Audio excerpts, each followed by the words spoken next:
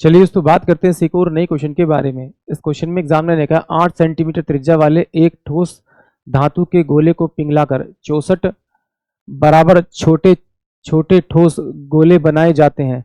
इस गोले के पृष्ठीय क्षेत्रफल का एक छोटे गोले के पृष्ठीय क्षेत्रफल से अनुपात क्या है, ये एग्जामिनर मुझसे पूछ रहा है।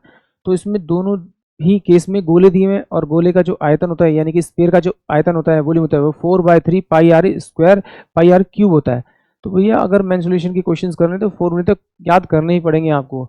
तो यहाँ पर क्या दे रखा है, इसने क्या दे रखा है, इसका 4/3 पाई आर क्यूब बराबर में क्या दे रखा है 4/3 पाई आर क्यूब और इनटू में कितना हो जाएगा, ये छोटे छोटे आपके 64 हो जाएंगे बोले। इससे तो मैं इसको डायरेक्ट ऐसे उड़ा देता हूँ। अब ये कितना देगा 8 सेंटीमीटर त्रिज्या वाला यानी कि ये 8 इंटू में 8 और इंटू में 8 बराबर में कितना हो जाएगा आपका 64 और ये आर का क्यूब 8 64 यानी कि आर इजकल टू में कितना आ गया आपका, आर इजकल टू आ गया आपका 2 सेंटीमीटर। अगर आपका आर 2 सेंटीमीटर आ गया तो एग्जामिनर क्या कह रहा है कि इस गोले के पृष्ठीय क्षेत्र इस गोले के पृष्ठीय क्षेत्रफल और छोटे गोले के पृष्ठीय क्षेत्रफल का क्या निकालना है आपको, रेशो निकालना है।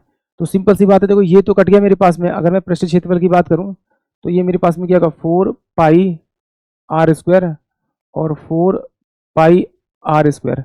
ये 4 पाई कट गया। इसकी जो त्रिज्या है वो 8 दे रखी है तो यानी कितना हो जाएगा 8 इंटू में 8 हो जाएगा बराबर। इसकी त्रिज्या कितनी 2 तो 2 इंटू में आपका 2 हो जाएगा। तो 4 और 2 8 यानी 16 रेशो में 1 इस क्वेश्चन का करेक्ट आंसर आएगा। यानी कि ऑप्शन जो मेरे पास में आपका सी होगा वो इस क्वेश्चन के लिए करेक्ट होगा। यहाँ पर दो ऑप्शन एक जैसे आ गए तो इसको थोड़ा चेंज कर देते हैं।